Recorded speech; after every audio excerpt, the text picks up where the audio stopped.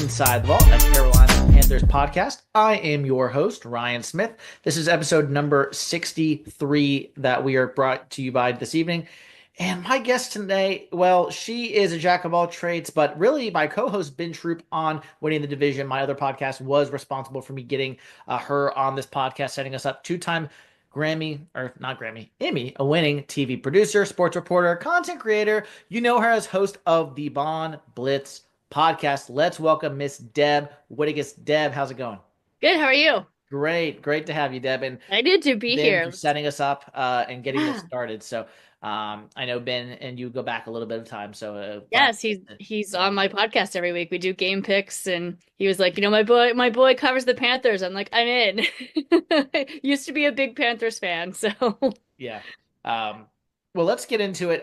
For those who just may not know you specifically, Mhm. just kind of go into your background, how you got into the media business, the Blonde Blitz, how you got up that podcast started, and kind of your 3,000 foot view of where you're at in the media space. Yeah, absolutely. So I actually was 5 years old when I told my mom I wanted to be in TV, and she said absolutely not. I told my mom to get me an agent, and she was like, "Nope, not happening."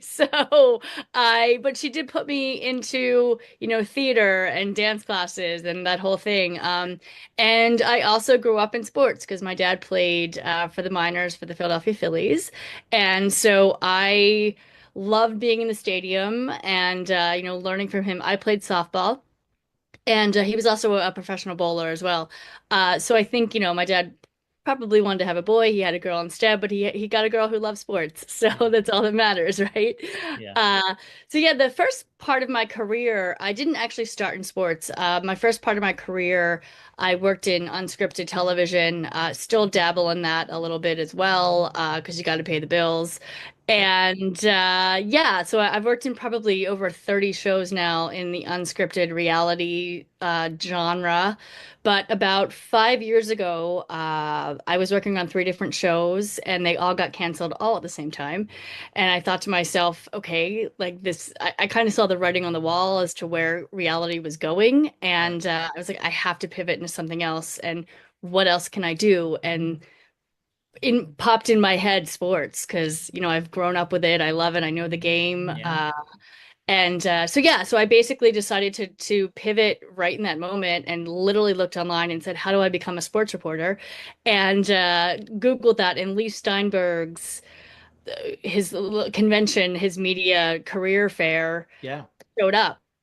I flew from Atlanta to LA and went to that conference, and that's kind of it got me focused, and that's kind of where it all started. And oddly enough, not even oddly, but I guess funny enough, this Super Bowl, this was my fifth or sixth Super Bowl that I've covered. And I got my first Media Row booth for the Blonde Blitz, which is my podcast, and I'll tell you kind of how that happened too. And Lee and Lee's PR came over and was like, "Hey, like we want to interview with you." And I was like, "I would be honored to interview with Lee." And I told Lee that story about how I, Googled and his name popped up and his conference popped up. So he was really happy to hear that, that's how I got my start. And 5 years later, there I was in Media Row on Super Bowl interviewing. So it was a very full circle moment. Yeah. And then the podcast Blonde Blitz, Mhm. was that something you kind of picked up right away as well, or did that come later? So the Blonde Blitz we just finished our second season, Okay. and I do a lot of different guest spots, and with also too, obviously sports reporting, but also content create, and it just came from my friends in the content creation space. My friend Jason, who I had been on his show TSS several times, he had an idea and reached out to me, and he was like, "I'm starting a network. I want you to be on it." And at first we were discussing like a late night kind of sports talk show, and it didn't quite get it going. But then he reached back out and he basically was like, I want to put you and Nikki Gist together, two females, blondes that both cover NFL football. And I was like, okay, brilliant idea. And so we kind of got together and did that for the first season. And then unfortunately last summer, not unfortunately, but Nikki got some different opportunities, in the sports space, and she decided that Blonde Blitz wasn't what she wanted to do.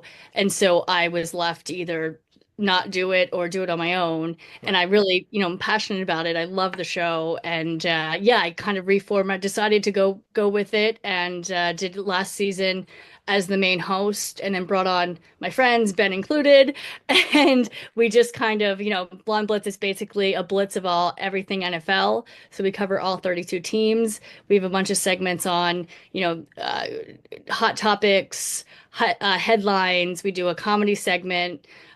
We do a design segment. Shay Holland, she's a HGTV designer, and she also her whole family's very NFL oriented, Yeah. and so she does a whole design segment. And then Alex White comes on. She's a third generation sports bettor. It was her grandfather, then her father, and then her. She's in Wow. Vegas, and she does the little, sports betting. We have a fantasy segment, and then we do game picks. So looking right now, towards our third season, I'm actually interviewing a couple different females. I want to make it a little bit more female oriented this next season, and bring on even more segments and more interesting, information about NFL. Yeah. So, Well, pivoting to your fandom with the Carolina Panthers for a little bit, as this is the Panthers podcast. yes, Um, so Atlanta, is that where you grew up? Is that just where you were at the time of pivoting to the sports? How did you become a Panthers fan for a time? that's so funny. Yes, I'm from Philadelphia, so I'm a huge Eagles fan, to be Okay. honest. Like, I bleed green, and I was at the Super Bowl. It was amazing they won it.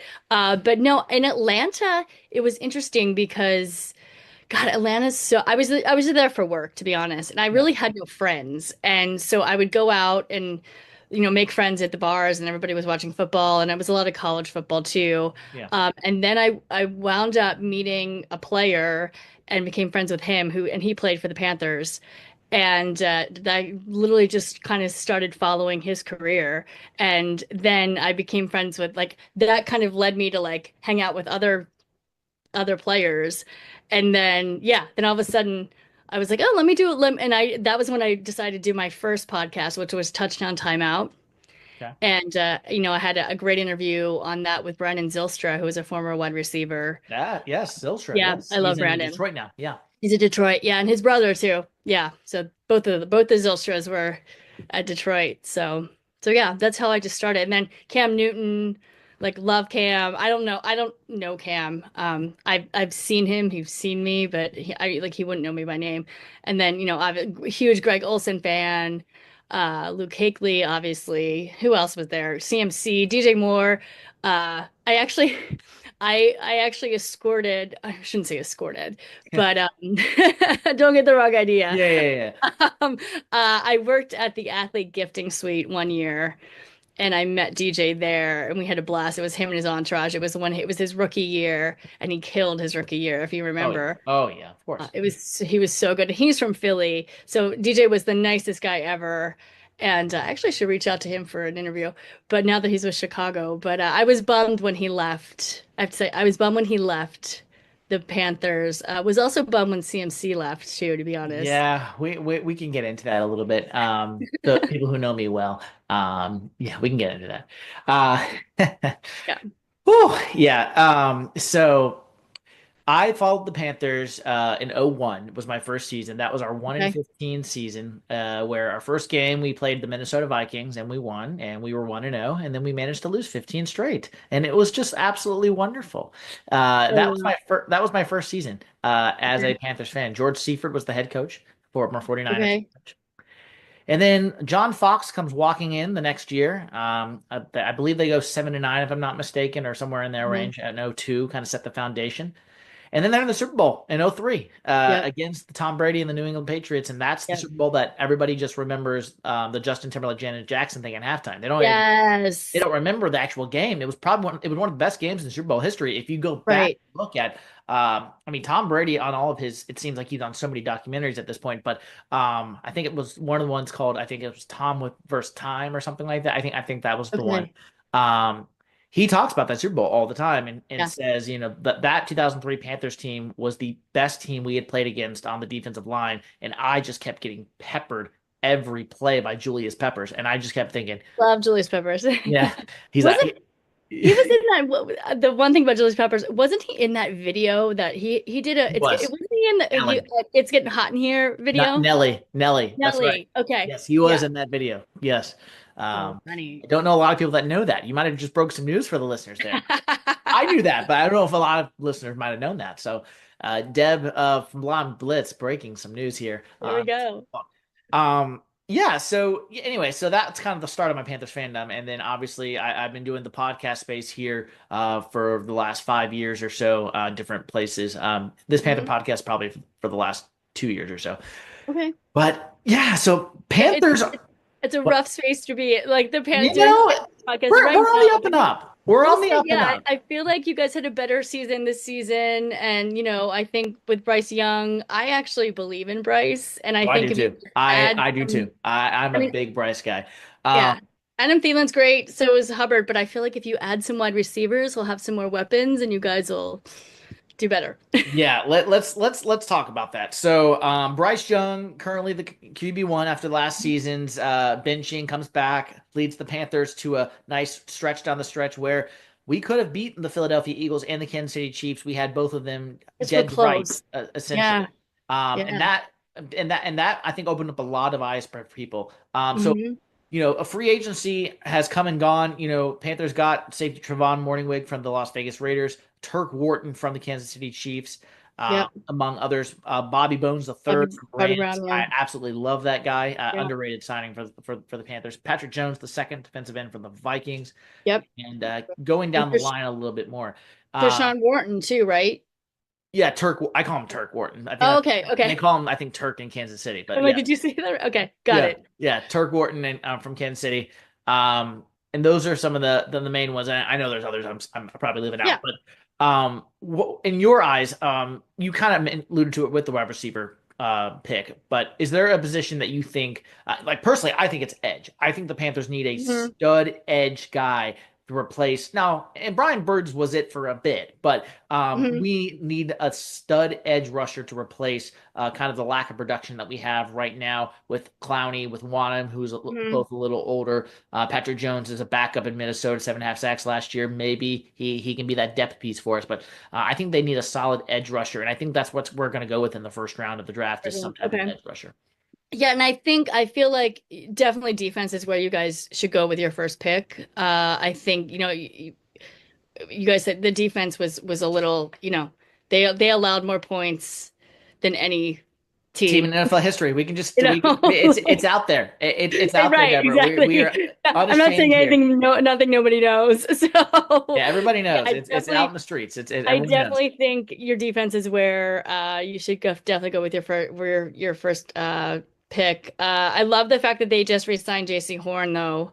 I Oh, think let's talk about it clutch. because people do not realize how good JC Horn is. Yeah. He's been Hmm. injured this whole for a lot of his career, but he stayed healthy outside of two meaningless games at the end where he had a little minor nagging injury and they just decided to hold him out for the last two games out of the playoffs anyway. Yeah. I'm gonna say, and my fandom is this is not a biased take. When healthy, he's a top five corner in the NFL. Hmm. I don't I think I people don't might think disagree with I'm that. I think people might think I'm crazy, but Derek Oh, Stingley, Pat Surtain, Sauce Gardner, gotta love sauce. who am I missing besides those I three? don't think Who I am I can. missing with JC Horn there? You can't think of another one. Oh, Those three I'll give you, but outs after that, yeah. it's like Yeah. who are you? It's Who are like, you? JC Horn is so underrated that I just thought that was a fantastic move getting him signed, and he great. makes less guaranteed money than Pat Surtain, so it's not like they're overpaying for him. And by the time Sauce and Stingley sign their deals, that's going Yeah. to look like a bargain for the I Panthers. have to tell you, every time I hear Sauce, I have to tell this story really quick. Sure, sure. Please. I was at the draft when he was drafted by the Jets, Yep. and literally every single media person was like, "So Sauce, what type of sauce would this be? Like this moment, how would you describe this in a sauce?" And I'm like, "Guys, are we media? We're really asking this question right now." Like I just sat there with my mouth dropped open. But yeah, that's always my sauce story, and like he went with it, but it was just hysterical. I was like, "Really? Can we ask better questions than this?" But yeah, no, I don't know who else. I agree. I don't. I like that signing for you guys. Yeah. I mean, I personally think, I'm not going to talk to you about special teams. I think we're going to draft a kicker in Right. the Yeah. sixth, seventh round. Who was your kicker this year? I don't Eddie even. Piñeiro's been the kicker for the Panthers for the last 2 to 3 years, and Okay. he is Just free agent. They let him test the market. He has not been signed yet. Uh, okay. yeah, I think we're going to get a kicker. Uh, Probably another running back in the later rounds, I offensive think so too. line, receiver, Do you like you think you? said. I think you need a receiver before you need a running back, but I agree with the running back too. Oh yeah, I wasn't. Yeah, I wasn't going with any order. And a I was more TE. just saying in the general gist of the Mhm. draft. Um, but my bold prediction, Deborah, I usually say this for the end, but Deb, I'll ask you now. Do you have a bold prediction for the Panthers this coming up year in 2025? Mine is that they're going to cover. They're going to really challenge for the wild card position, seventh seed specifically in the Okay. NFC. Uh, when not go eight, Wow. 9 and 8, 8 and 9. I think they're gonna have okay. On my bold prediction, I think they're gonna have a winning season. Um, yeah. I mean, I want them to have a winning season. Like I want to see what Bryce Young can do. And when I say bold, it Like doesn't it's have like to be how do you team get specific. It can be a player specifically. It can be like touchdowns or interceptions on it can be oh literally anything. It doesn't have to be team record or anything like that. It can be anything you want. um I let's just say I'm gonna say that Bryce Young, this is his season. Okay. I'm gonna go there. I'm gonna say Bryce Young is gonna like get out of this rut that he's been in. I mean, you just can't be picked number one in the draft and like be this bad. You know what I mean? Like it just doesn't You're right. doesn't equate. You know what I mean? So I'm gonna say Bryce Young, a Panthers winning season, and also Bryce Young is finally it's gonna shine. And by the way, I called Sam Darnold shining this season too, There you like go. with the Vikings. And actually Ben laughed at me, to be honest. I have that on tape. Ben was like, I will have to Deb, play it you're back for him. spoken because like it's not happening. I'm like, no, in Sam Darnold, we trust. I was like, I feel like he has not had the opportunity. He has not had the weapons around him. He got Justin Jefferson around him finally. And you know what? He was with the Jets. They didn't have anybody. He was with the Panthers back when that didn't work out. And so yeah, no, I was like, this is his season. Like his season is with the Vikings, and how did that go? Like, Yeah. so yeah. So Um. yeah, I'm saying the same thing with Bryce Young. Yeah. We Um. can play it back at the end of the season and see if we're right. Definitely. Definitely. I mean, I think 9 and 8 is the probably Yeah. the ceiling for this team this year. The floor is probably 7 wins. Yeah, I mean, Okay. yeah, 7 wins. Probably the floors. I know I'm gonna say ceiling 10 wins. Floor seven, ceiling 10, something Okay. in that range. Yeah, I definitely think I don't know if I see them winning 10 to be honest, but Yeah, that's why I yeah, said ceiling. That's why I yeah, said yeah, ceiling. yeah, absolutely. Yeah. I mean, I think it'll be around seven or eight, but I think they're gonna have a winning season. Like, and it'll be the first one in a while, like 3 or 4 years now, right? 2017, Yeah. eight Really? years. It's been That's the that last. long? That's the last When time the did David, Panthers when had did more wins David, than losses when did David Tepper and then by the team. when did 2018, Ron Rivera leave? He left in like 2018 or 2019 to go to the, 29, yeah, 2019. Yeah, okay. And then Cam left then too, right? In correct. eighteen. And then he had the brief. I Yes. probably shouldn't say this on the air, but I will. Yeah, the we'll call it the ticketing and marketing deploy with Matt Rule and David Tepper and that whole "I'm back against Arizona Cardinals" and yeah, I and was I was there with Cam when they beat God, I guess it was either 2018 or 2019 and they beat the Eagles and he literally he did the Superman thing like when he like runs and like go yeah and he did that into the stadium and I was like, "Oh my God." And he did it like literally right in my face. I feel like because the Eagles were winning the entire game and then I remember that game. Yeah. yeah, and then I was in the end zone and yeah, he like ran like yeah. And actually that's where he hurt his shoulder. That's when he got hurt in that game and that kind of ended his career like and he came back the next year and had the foot fracture, but it was really his shoulder that was the issue. And that was Yes. that game. So I think a lot of people, I would equate the TJ Watt Pittsburgh Thursday night football game Okay. when TJ Watt hit his shoulder. That's when I think a That lot. too. Okay. That I think is when a lot of people, I thought, at least I thought that's when Cam's shoulder. Okay. I Down. think he heard it in the Philly game and then that was kind of the nail in the coffin on that one. Yeah, the Yeah. Pittsburgh. Yeah. And then the Um, Before we get into kind of closing with Super Bowl and Combine and kind of talking about your sure. experiences there, yeah. So I'll just briefly tell you my quick story with yeah. So CMC, I had a guest on our earlier podcast, and I won't say who it was, but he ran into the CMC at the Super Bowl, and he Okay. essentially said, good luck and miss seeing you out here in Charlotte, something of that nature. And Right. CMC was like, "Yeah, I miss Charlotte. I miss those guys out there. It's a great place to be." So I know he enjoyed his time in Charlotte. I know the Panthers and the 49ers will be playing this upcoming season, and I'm sure Yeah. he's going to want to be there and be healthy for that game. But I Yeah. know he enjoyed his time in Charlotte and thought he was going to be a Panther forever, and Yeah. obviously until that trade obviously happened. He And was then kind with of the D, face of the Panthers too. He was the he face of was, he the Panthers. was, he Besides was. Cam, when Cam left, I mean, even with Cam, I feel like all like the jerseys were everywhere, and yeah, he was the face. My Cam Newton story, I'll have to tell you that one offline. That's a not a podcast appropriate story.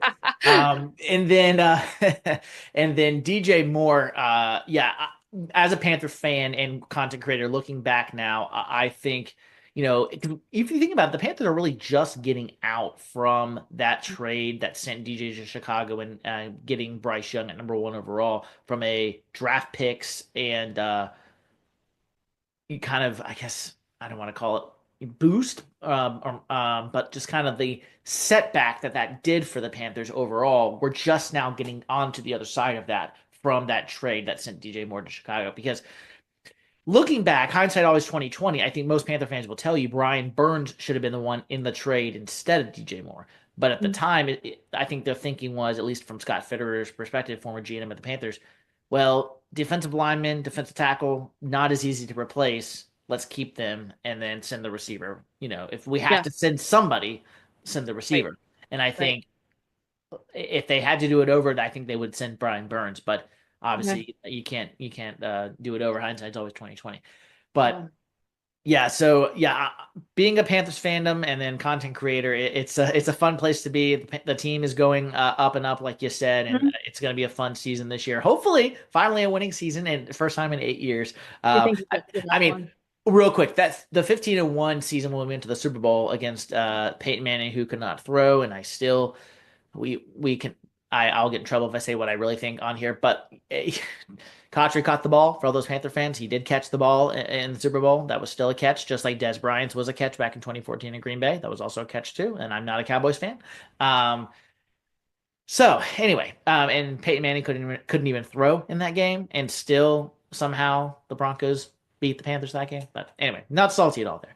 Not at all. Not at all. I was at the Panthers Cowboys Thanksgiving game when Luke Kuechly essentially picked off Tony Romo twice. Thomas Davis almost probably ended his career. Let's be Such a good honest. athlete. Yeah, He's in the front office now, right?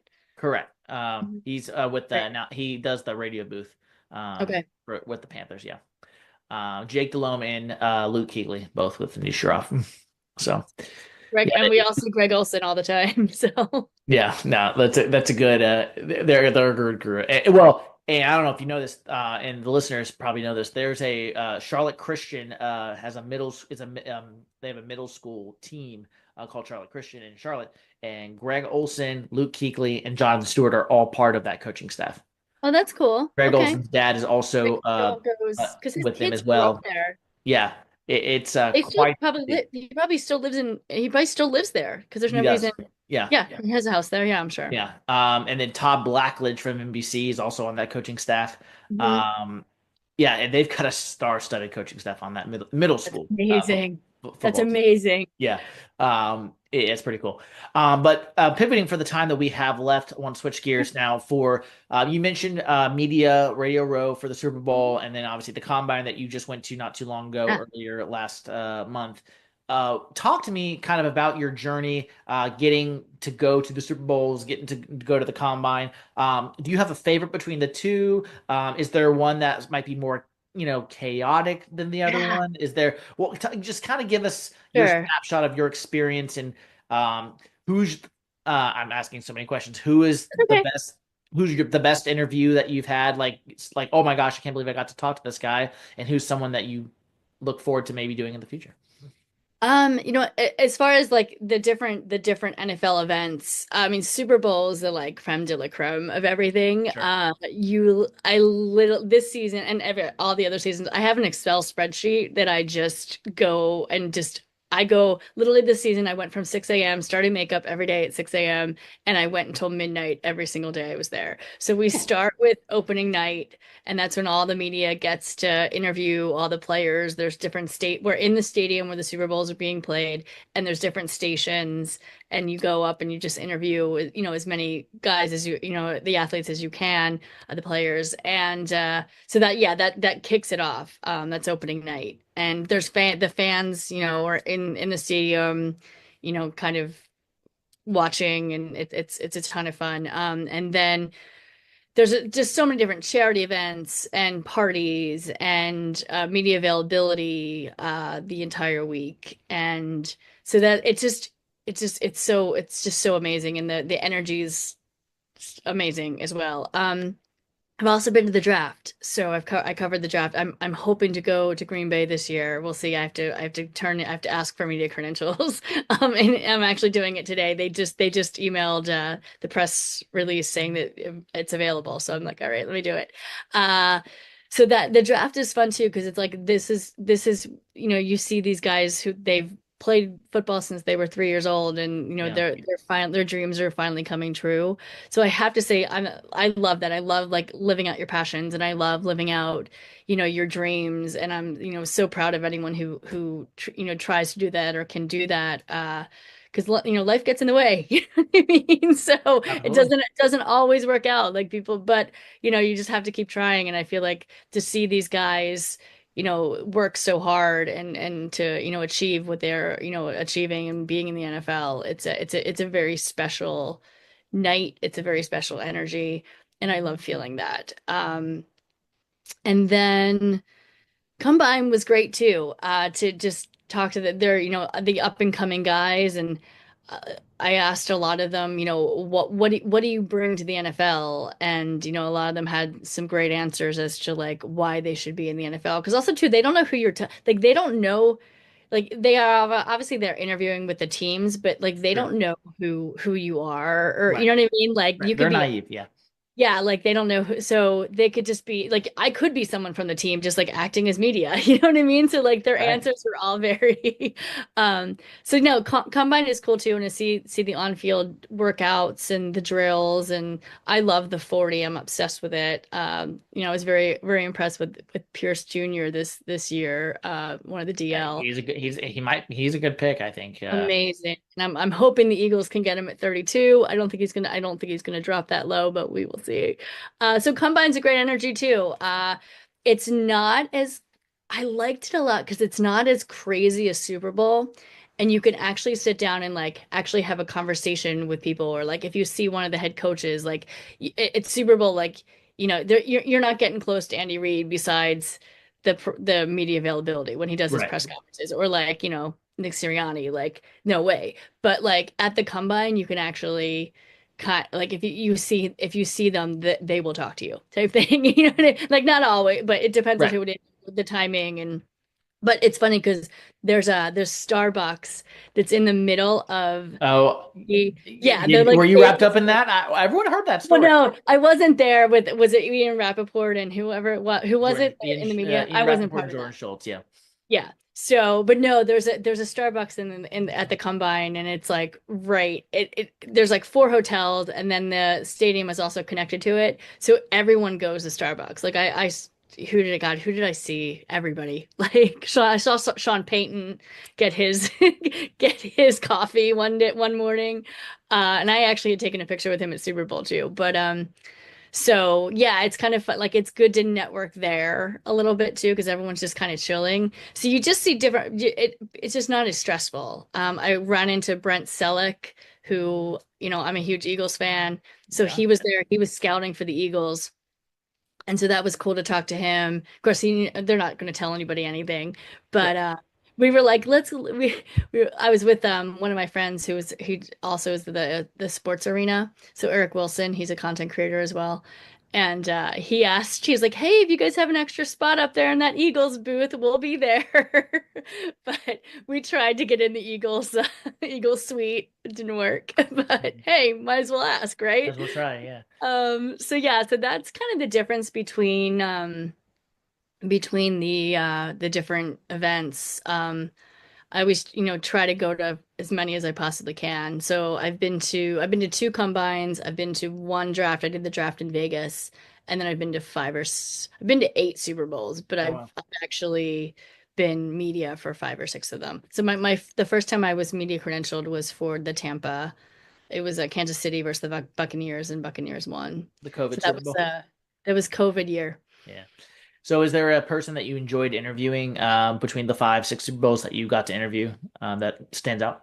You know what? I love Brandon Graham so He's a good much. one. Yeah. I mean, he is just amazing and always just has the best answers. My favorite, the first year I asked him about, the Super Bowl 52, the sack on, the strip sack of Tom Brady. Correct. Yeah.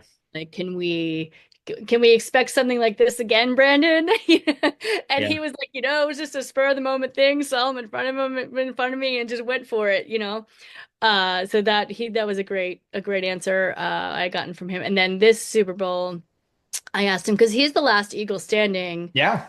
Andy Reid, Yeah. and Andy Reid drafted him. So I was like, look, you're the last Eagle standing from the Andy Reid era. Does it all come full circle now that you're playing him in the Super Bowl? And this might be your last game, you know, in the NFL. And so he absolutely was like, he appreciated the question. He was like, I appreciate you asking that question. You know what I Yeah. mean?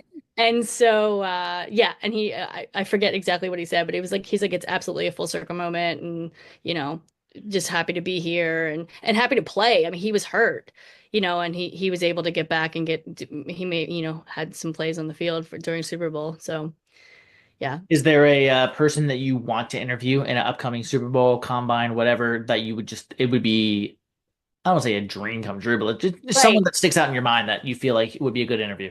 You know what I mean? And I know that's kind of a hard question because there's I so know many. that it's so hard. There's so many. I mean, I'm a huge to be honest, I'm really bummed about Cooper Cup leaving the Rams. Yeah, yeah. So I We'll would see where love we'll see to where he's going. interview Heard he him. prefers to stay on the West Coast, but Yeah, right. we'll see. God, there's so many good people. I mean, I'm a big quarterback Okay. gal. Would love any of the quarterbacks, like Justin Herbert, would love to interview him. Sam Darnold, I've actually met and interviewed before. Would love to see him again. Russell Wilson. I mean, Tom Brady, I would actually love to interview. I've never actually interviewed him Okay. before. And any of the Hall of Famers I love. Like Yeah. I love guys. I do a lot of work with NFL alumni. And so, I think it's just as special to interview the alumni as well as, the current players as well, because Yeah. they give a different perspective. But any of the current players, yeah, I mean, I love interviewing, so I'll interview everybody. Absolutely. Go as I wrap up here, as we go out the door, let me give you kind of a lightning round, a few just kind of one word, two word answers, and you All can. right. And this is based on the combine, the draft, and the Super Bowl. Okay. These are very easy. They're not hard. Okay. I'm It's like, ooh. not going to be Like anything it's tricky. scored at the end. No. No, no, no. Look at a Yeah, pass the fail. Blitz for the end for Yes. Blonde Blitz. I love Uh, it. okay. Of all the Super Bowl locations that you've been to, which was the best? And do you have a specific place that you feel like the Super Bowl should be held every year? So New Orleans was my favorite. Yep, that's what I've heard. Yeah, Yep, people. it was Yeah, amazing. I keep on saying it was magical because it was. I'd honestly love to see it there every year. that's what I've heard from people as well. New Orleans is the place. No, I'm looking forward to San Francisco. It's going to be very spread out because the stadium's pretty far from everything Santa else. Clara, yeah, yeah. Yeah, but and then it's back in Atlanta. Atlanta is my second favorite, to be Okay. honest, people I've Okay. ever been at. So that was a blast. So Was there a city you didn't enjoy so much? And we don't want to say enjoy. We'll say it wasn't okay. as good of an experience. We'll And go. it's so funny because Miami is one of my favorite cities in the US. It Yeah. just wasn't great for a Super Bowl. There was two of my friends got pickpocketed Oh wow. that wasn't one lost her phone, one lost got jumped. Oh, And wow. things were really spread out Gotcha. in Okay. Miami. That was Um, that was the reason why, but not because of the right. game, not because the stadium. Hard Rock is it's an amazing stadium. Like it, yeah, it just Yeah. yeah. Okay. Um, Switching gears to the draft, you said you went to Vegas, and then obviously you're hoping to be able to go to Green Bay. Is there a draft city that you would like to go to for a team to host, and are you looking forward to one specifically? You know what? Vegas was great. It was amazing to see. I think they should do the draft every year. It was amazing to see the strip shut down.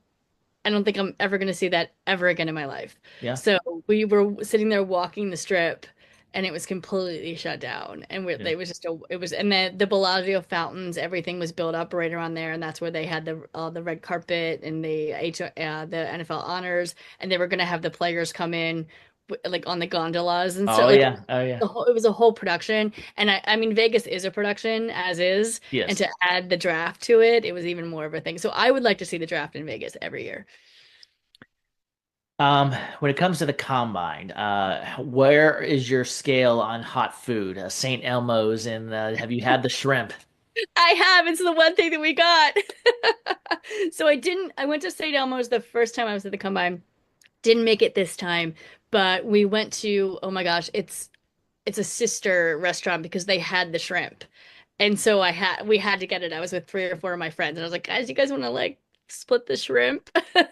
So, and then also they during in the media room, they brought out food and that was one of the things they passed around was the shrimp with the cocktail sauce. And they actually filmed me eating it, which was so funny. I was like, okay, you want to film me eating it? All right.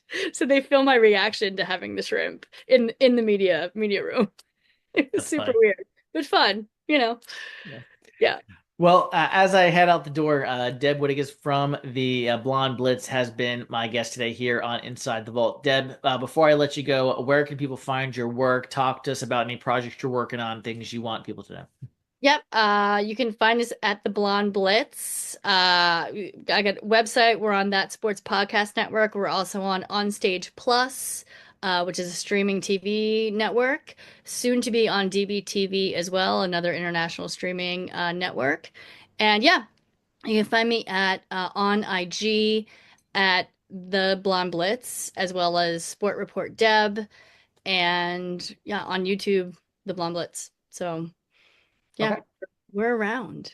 awesome. So, And I would be remiss if I also didn't mention for um, the Panthers. It is. I just Look, I got my Panthers helmet back there. You guys yes, see yes, it? yes. Everyone see the Panthers helmet right back there. I mentioned that at the I beginning of have a the jersey episode. too, actually. I should bring out the jersey. Whose But jersey is it? you know what? I don't know. Let me look. Hold on. I have it right Okay, here. yeah, Hold yeah. on. Let me like literally right here. I don't think it has a name on it, to be honest. Get it. Didn't even think about it. Ooh.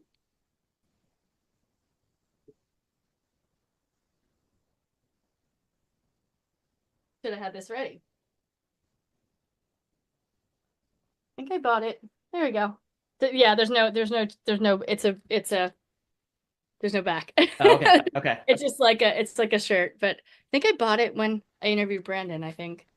But So anyway. that was my that was gonna be my last question. If I'll be remiss if I didn't ask. So when you started following the Panthers, was it Brandon Zylstra that who was that player that you met and you were able to kind of strike up the conversation and kind of be with the Panthers, Yeah. or was it somebody else? Yeah. I mean, no, it was Brandon. I met him at a another like athlete gifting suite. Oh, So, okay, yeah, yeah. awesome. All Yeah. right. Well, hey, if Brandon Zylstra got you to follow the Panthers, then Hey. you got to enjoy Cam Newton, Cam CMC, DJ Moore, Greg Olson, Luke Kuechly, Thomas Davis, the Yeah. like, and then Bryce Young and company at the current iteration of the Panthers. Well, Deb Whitcas from the Blonde Blitz again has been my guest today at Inside the Vault. Deb, thank you for coming on. It's been a pleasure talking with you. All the best in your Eagles. We will be playing the Eagles. Probably, I don't think we're playing them this year, but maybe if we make the playoffs, we'll see. Yeah. Never know with that wild Or card. maybe preseason, who knows? But I don't count preseason because Right. Yeah, that doesn't preseason. count.